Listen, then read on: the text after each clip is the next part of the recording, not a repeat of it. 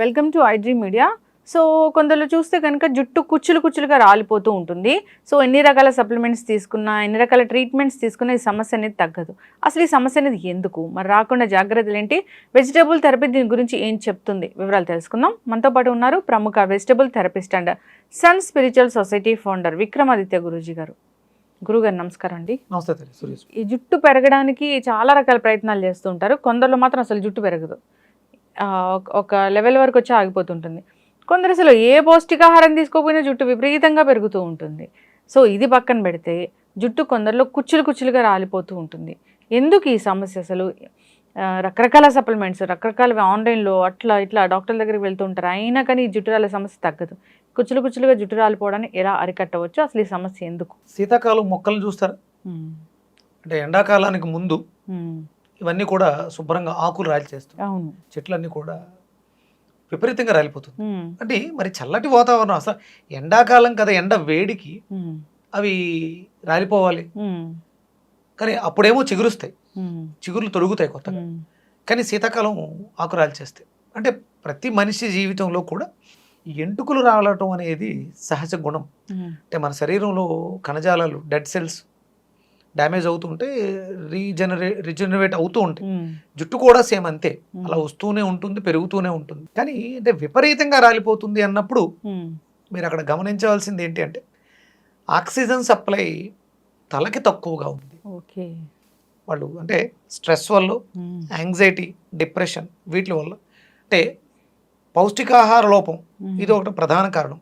అంటే సీజనల్గా నేను ఇప్పుడు మొక్కల్ని ఎందుకు ప్రామాణికంగా తీసుకున్నాను అంటే, రాలి చేసిన ప్రతి మొక్క కూడా పూర్తిగా మళ్ళీ ఎండాకాలం వచ్చేసరికి ఆ వేడిని తట్టుకోవడానికి చల్లగా మారిపోతుంది.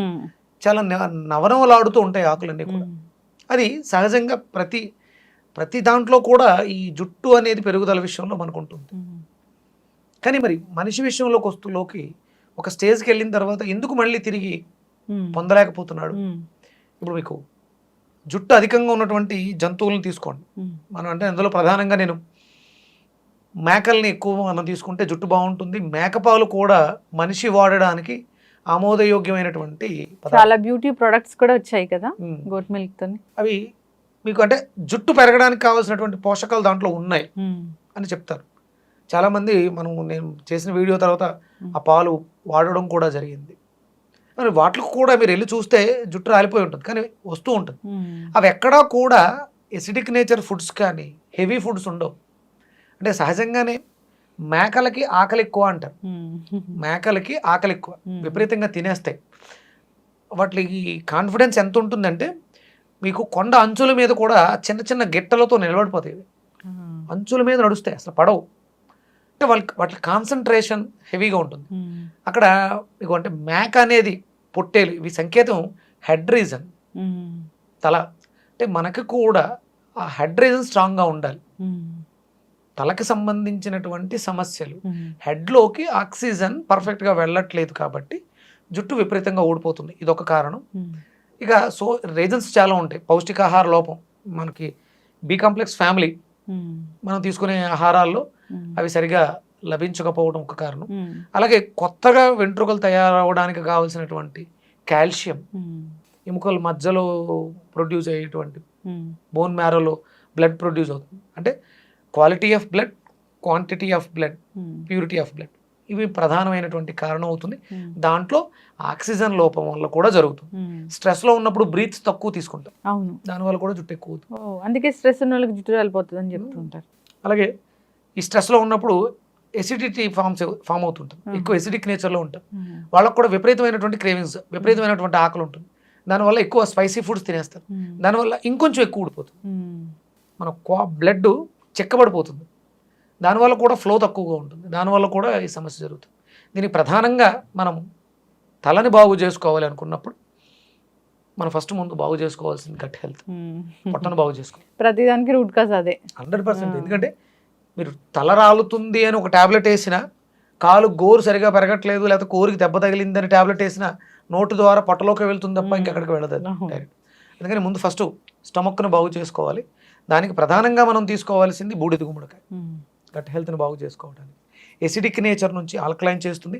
హెడ్ రీజన్స్, తలలో వచ్చేటువంటి చాలా రకాల మార్పులకి కంటి ఆరోగ్యాన్ని మెరుగుపరుచుకోవడానికి, చెవు ఆరోగ్యాన్ని మెరుగుపరుచుకోవడానికి, నోస్ని మెరుగుపరుచుకోవడానికి, జుట్టుని పెంపొందించుకోవడానికి బూడిద గుమ్మడికాయ జ్యూస్ అనేది చాలా అద్భుతంగా పనిచేస్తుంది. ఒక రకంగా చెప్పాలంటే ఆ జ్యూస్ని తలకి అప్లై చేసి కూడా సలవ చేయడానికి, తలకి అప్లై చేసి వాష్ చేయడం ద్వారా కూడా ఆ చుండ్రు ఇలాంటి డెఫిషియన్సీస్ కూడా తగ్గుతాయి. అంత పవర్ఫుల్. చాలా జనరల్ గా కూడా ఈ బూడిద గుమ్మడికాయ గురించి ఎక్కువగా చెప్తున్నారు గురూజీ. సో అందరూ తీసుకోవడం కూడా ఎక్కువగా తీసుకుంటూ ఉన్నారు. ఇన్ ద సెన్స్ విరివిగా వాడుతూ ఉన్నారు. సో దీనికి ఏమైనా ప్రత్యేకంగా ఒక మంత్ అనేది ఉంటుందా, లేదా ఇలాంటి ఇష్యూ రాగానే వాడుకోవచ్చా? అంటే సాధారణంగా ఇది చలవ చేసే గుణం అధికంగా ఉంటుంది, కానీ ఒరిజినల్గా అది అగ్నితత్వాన్ని కలిగి ఉంటుంది. ఫైర్ ఎలిమెంట్ వచ్చి ఫైర్ ఎలిమెంట్, కాకపోతే ఎండ్ ప్రోడక్ట్ వచ్చి కూలెంట్, బాడీని శరీరతత్వాన్ని కూల్ చేస్తుంది, చలవ చేస్తుంది. కాబట్టి వర్షాకాలం శీతాకాలం అధికంగా తీసుకోకూడదు. అందుకనే దానికి మనం కాంబినేషన్స్ చెప్తాం. బూడిద గుమ్మడికాయ తీసుకున్నప్పుడు ఒక రా ఫామ్లోనే కాకుండా దాంట్లో కొంచెం మిరియాల పొడి, చిన్న అల్లం ముక్క వేస్తాం. అంటే దీనివల్ల వచ్చేటువంటి కాంప్లికేషన్స్, ఒకవేళ జలుబు చేసే గుణం ఉంది, జలుబు చేస్తుంది, అందుకని మిరియాలు మనం ముందే కలపడం జరుగుతుంది. ఆ గుణాన్ని మారుస్తుంది. కాబట్టి తక్కువగా, అంటే మనకు రోజుకి ఒక 200 గ్రాములు తీసుకోవడం వల్ల ఎలాంటి ప్రమాదం ఉండదు. అది మార్నింగ్సే తీసుకోవాలి. ఇప్పుడు బూడిద గుమ్మడికాయ ఎప్పుడు కూడా ఉదయం మధ్యాహ్నం మాత్రమే తీసుకోవాలి, సాయంత్రం తీసుకోకూడదు. ఏ టైంలో అంటే మనకు ఉన్నటువంటి సమస్య నుంచి బయటపడ్డానికి. చాలామంది కొన్ని వీడియోస్లో కూడా చూసాను నేను, ఈ రా ఫామ్లో ఉన్నటువంటి బూడిద గుమ్మడికాయని తీసుకుంటే, పచ్చివి తీసుకుంటే, పచ్చి కూరగాయలు జ్యూసులుగా తీసుకుంటే కిడ్నీలో రాళ్ళు వస్తాయి. జనరల్గా కూడా చాలా మంది పెద్ద పెద్ద గురూజీలు, చాలా పెద్ద పెద్ద పండితులు కూడా ఈ బూడిద గుమ్మడికాయ తీసుకుంటే ఒంటికి మంచిది అని చాలా నంబర్ ఆఫ్ వీడియోస్ అయితే ఉన్నాయి. చాలా మంది చాలా సంవత్సరాలుగా చెప్తున్నారు.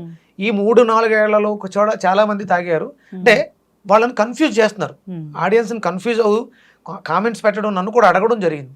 పచ్చివి తీసుకుంటే మీకు కిడ్నీలో రాళ్ళు వస్తాయి అంటున్నారు. ఎంతవరకు? అంటే దాంట్లో ఏదో ప్రాపర్టీ ఉంది, అది కిడ్నీలో స్టోన్గా ఫామ్ చేస్తుంది. అంటే సహజంగా మనం అనుకుంటున్నాం అది పచ్చిది అని. ఇవాళ మనం బయట టెంపరేచర్ ఎంత ఉంది చూడండి, 35 degrees, మినిమం 40 ఉంటుంది. అదే సమ్మర్లో అయితే 45 to 48కి వెళ్తుంది కదా. అంటే అది మనం తెంపడానికి ముందు బయట ఎన్ని డిగ్రీస్ ఉంది? 35 degrees మినిమం ఉంది. అంటే అది 35 degreesలో ఏమవుతుంది? కుక్ అవుతుంది కదా. అదేమి మీరు అనుకున్నట్టు రాలో లేదు. దాన్ని ఇంకొంచెం మనకి అవసరాలకు మార్చుకుంటున్నాం. అది 50 degrees, 60 degrees, 70 degrees, 100 degreesలో మారుస్తున్నాం. అందుకని మీరేమో అపోహ పడక్కలేదు. బూడిద గుమ్మడికాయ తాగడం వల్ల కిడ్నీలో రాళ్ళు వస్తాయి అనేది మాత్రం అయితే అపోహ. ఎలాంటివి మీరు భయపడవద్దు. మిమ్మల్ని అంటే భయపెట్టడానికి మిడిమిడి జ్ఞానంతో కొంతమంది మాట్లాడుతూ ఉండొచ్చు. వాటి గురించి ఆలోచించక్కర్లేదు. తలకి సంబంధించినటువంటి సమస్యలు, హెయిర్ పెరగడానికి మీరు కావాలనుకున్నప్పుడు బూడిద గుమ్మడికాయ మీకు అద్భుతంగా సహాయం చేస్తుంది. హెయిర్ పెరగడానికి కూడా, జుట్టు రాలడం ఆపుతుంది. అంటే ఒకటి మీరు చూడండి, ఎడారి భూముల్లో ఉన్నటువంటి మొక్కలు ఆకుల పెరుగుదల తక్కువగా ఉంటుంది. అవసరానికి సరిపడా మన శరీరంలో నీటి శాతం ఎక్కువగా ఉంటుంది. తర్వాత సెకండ్ ప్లేస్ గాలికి ఇవ్వబడి ఉంటుంది. 72% వాటర్ ఉంటే 5% ఎంతో బ్లడ్ ఉంటుంది, 8% ఎంతో ఎయిర్ ఉంటుంది అని చెప్తారు. అవన్నీ కూడా సఫిషియెంట్గా ఉండాలి.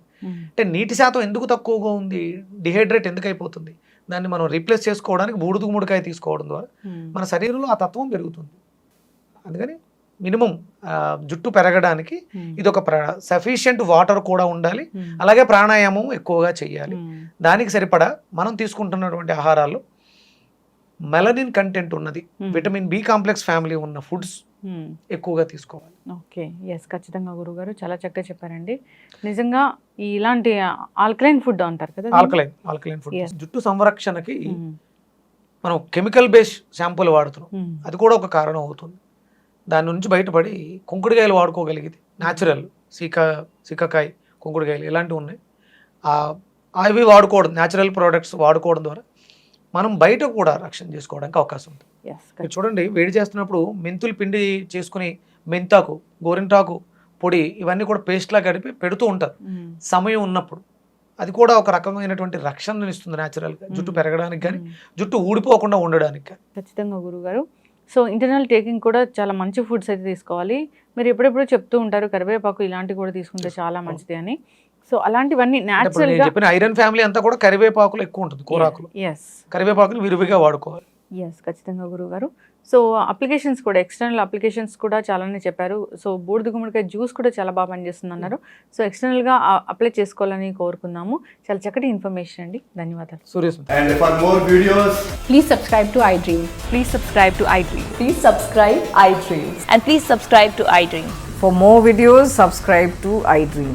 please like, share and subscribe to the channel. Congratulations, iDream. subscribe to iDream. Subscribe to iDream.